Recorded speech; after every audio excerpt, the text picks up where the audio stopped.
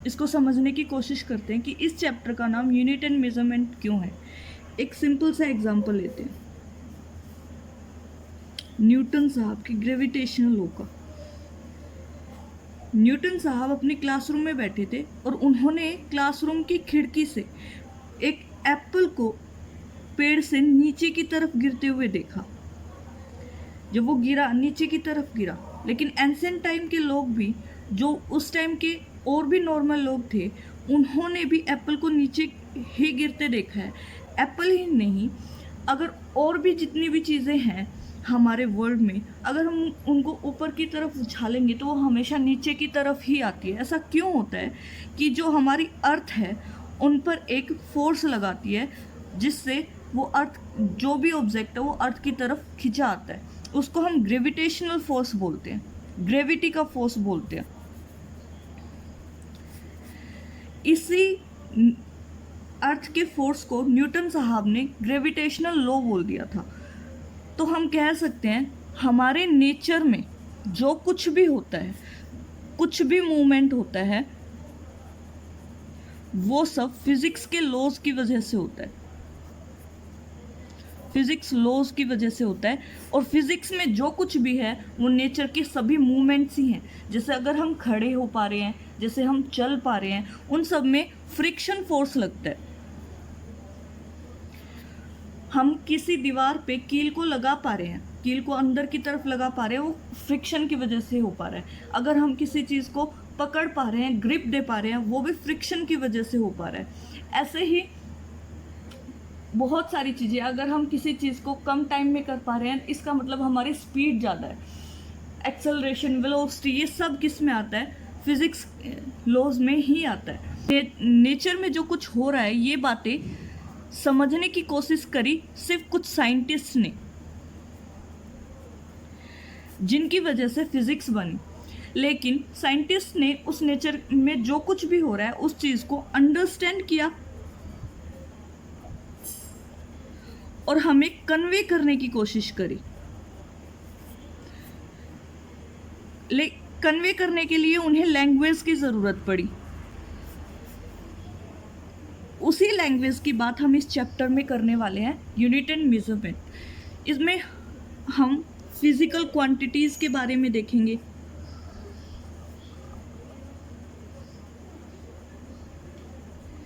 Unit system के बारे में देखेंगे, डायमेंशंस के बारे में देखेंगे,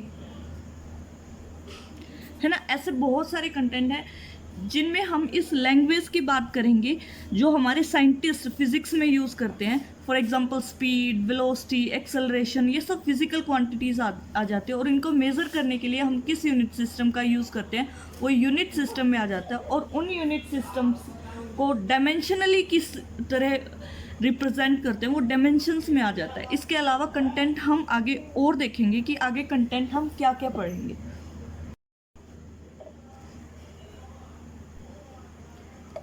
चलो कंटेंट बता देते हैं कि इस चैप्टर में कंटेंट क्या क्या है, क्या क्या हमें एग्ज़ाम के पॉइंट ऑफ व्यू से पढ़ना है। तो हम पढ़ेंगे फिजिकल क्वांटिटीज़ के बारे में, जिसकी बेसिकली आज क्लास है। सेकंड, यूनिट के बारे में और यूनिट सिस्टम के बारे में, यूनिट सिस्टम के बारे में। Third, dimensions of physical quantity के बारे में, dimensions of physical quantity.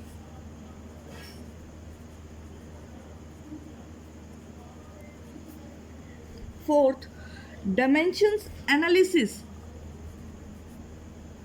and its application.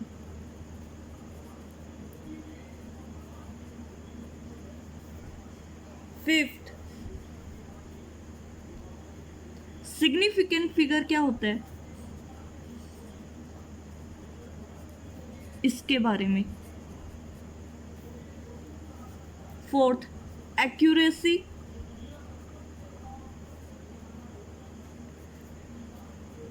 Precision of instrument. Accuracy और प्रिसिजन किसी भी इंस्ट्रूमेंट का क्या होता है, बेसिकली क्या होता है कि हम लोग एक्यूरेसी और प्रिसीजन को एक ही चीज़ समझ लेते हैं, लेकिन एक्यूरेसी और प्रिसीजन में माइनस सा डिफरेंस, माइनस सा नहीं कहूँगी, बहुत ज़्यादा डिफरेंस है, जिसको हम समझने की कोशिश करेंगे। सेवन्थ नीचे दिख नहीं रहा होगा, यहाँ लिख देते हैं। Seventh is errors in measurement.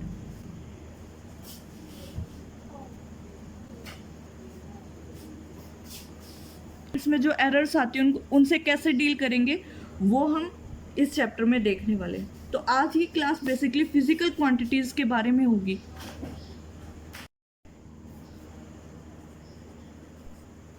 Physical quantities,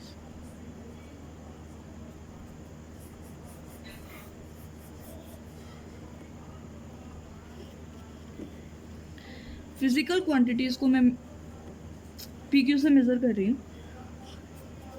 जितनी भी मेजरेबल वैल्यूज हैं, मेजरेबल क्वांटिटीज हैं, उनको हम फिजिकल क्वांटिटीज बोलते हैं। इस वर्ल्ड में जितनी भी मेजरेबल क्वांटिटीज हैं उनको हम फिजिकल क्वांटिटीज बोलते हैं। For example mass, weight, velocity, speed, time, force etcetera.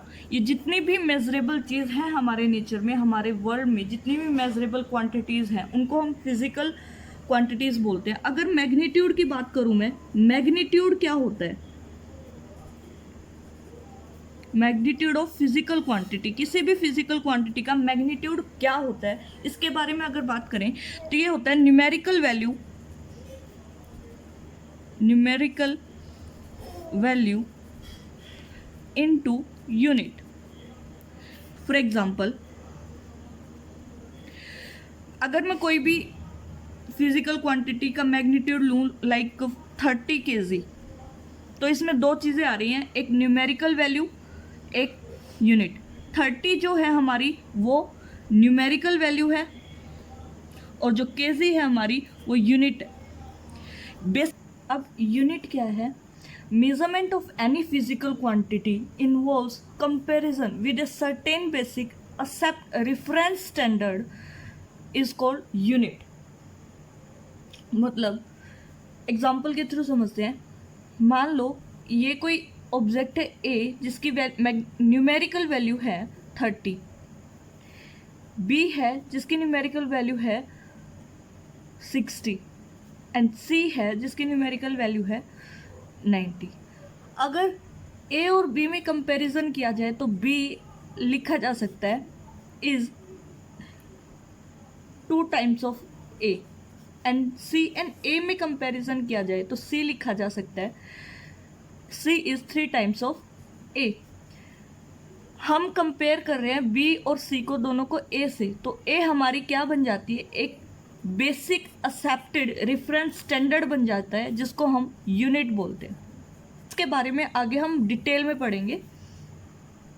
अभी हम चलते हैं क्लासिफिकेशन ऑफ फिजिकल क्वांटिटीज की तरफ।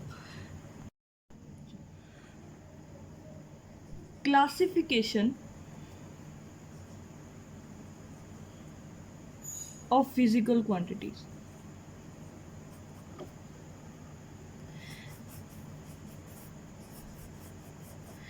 on the basis of their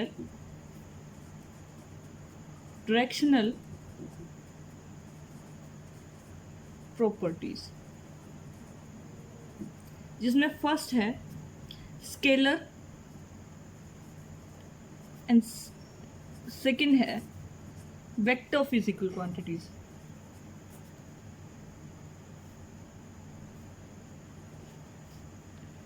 scalar physical quantities वो फिजिकल क्वांटिटीज होती हैं जिनके पास सिर्फ और सिर्फ अपना मैग्नीट्यूड होता है। Those physical quantities which have only magnitude. For example, mass, time, pressure, work. हमने पढ़ा था कि मैग्नीट्यूड ऑफ फिजिकल क्वांटिटीज क्या होता है, numerical value into unit. Scalar physical quantities के पास सिर्फ मैग्नीट्यूड होता है, मतलब न्यूमेरिकल वैल्यू इनटू यूनिट होती है।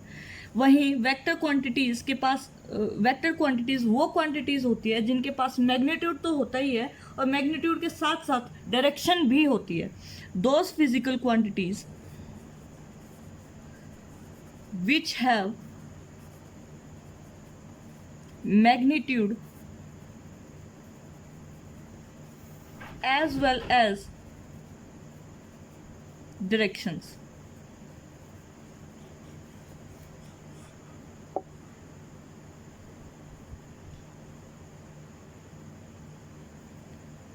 For example, force, displacement.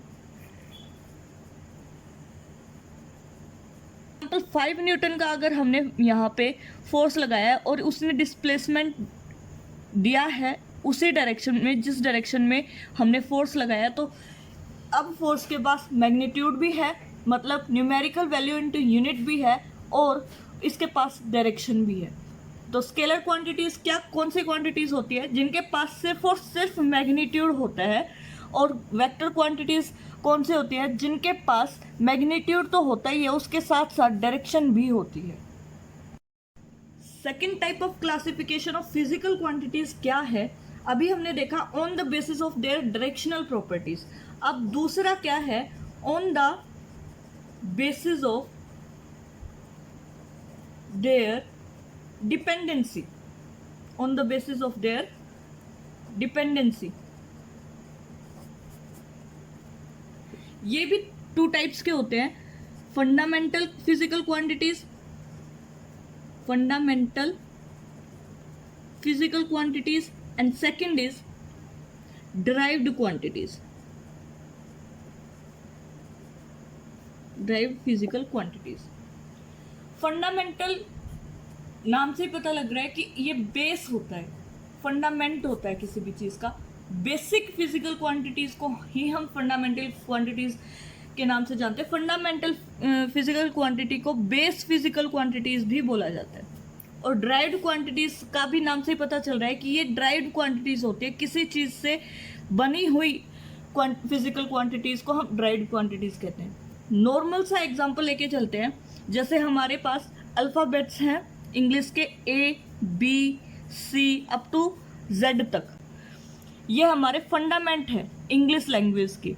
इससे अगर बॉल बना है तो BALL, ये सब लेटर्स हैं, ये 26 अल्फाबेट्स में से ही लिए गए हैं। तो ये हमारे पास डिराइव्ड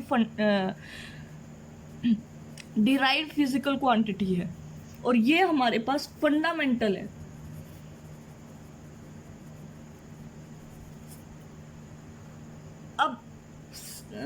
अब फिजिक्स में फंडामेंटल फिजिकल क्वांटिटीज कितनी होती हैं, क्या होती हैं, वो देखते हैं।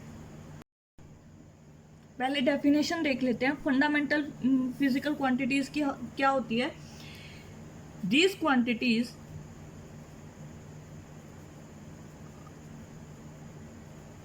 Quantities do not need any other physical quantity to define them. ये वो फिजिकल क्वांटिटीज हैं जिनको खुद की पहचान कराने के लिए, खुद के बारे में बताने के लिए किसी और फिजिकल क्वांटिटीज की जरूरत नहीं पड़ती।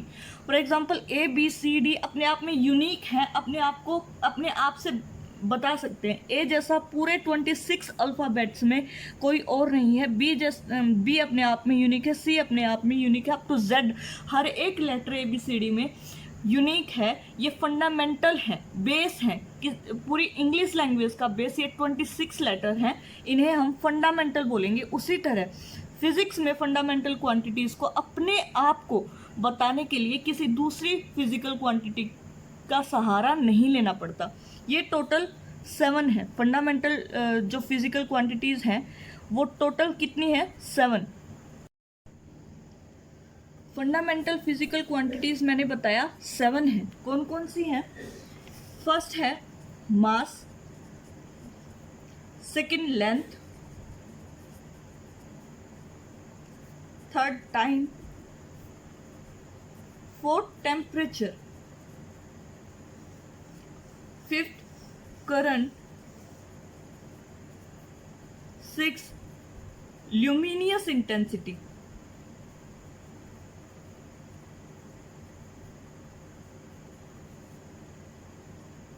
Seventh is amount of substance.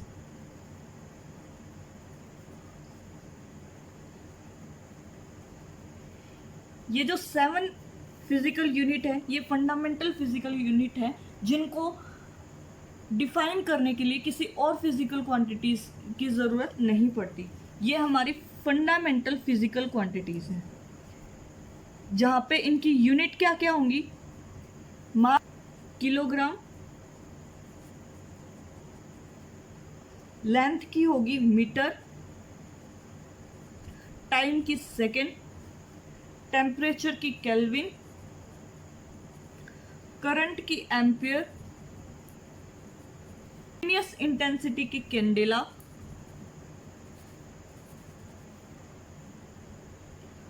Amount of substance की मोल। ये इनकी एसआई यूनिट है और इनके सिंबल्स क्या होंगे? एसआई यूनिट्स को रिप्रेजेंट करने के लिए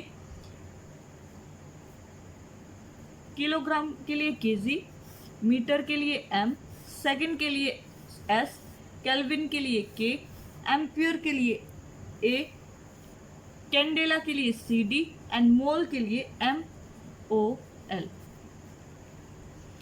ये हमारे पास जो है 7 फंडामेंटल फिजिकल क्वांटिटीज हैं। कौन कौन सी है? Mass, length, time, temperature, kelvin, luminous intensity and amount of substance.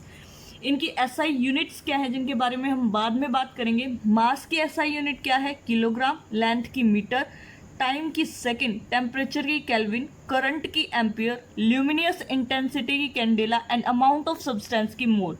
जिनके सिंबल्स होते हैं रिप्रेजेंट करने के लिए, एसआई यूनिट्स को रिप्रेजेंट करने के लिए, किलोग्राम को हम केजी से रिप्रेजेंट करते हैं, मीटर को हम एम से रिप्रेजेंट करते हैं, सेकंड को एस से, केल्विन को के से, एम्पियर को ए से, कैंडेला को सी डी से, मोल को एम ओ एल से।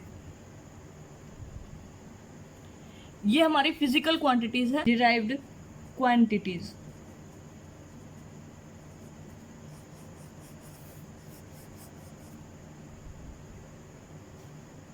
ये वो क्वांटिटीज हैं जिनको डिफाइन करने के लिए दूसरी फिजिकल क्वांटिटीज या फंडामेंटल क्वांटिटीज की जरूरत पड़ती है। These are those quantities, these are those physical quantities which needs fundamental quantities, fundamental physical quantities to define them। हमारे पास फंडामेंटल फिजिकल क्वांटिटीज कितनी थी? 7। वही 7 फिजिकल क्वांटिटीज से हमारी डिराइव्ड फिजिकल क्वांटिटीज बनी। स्पीड क्या होती है?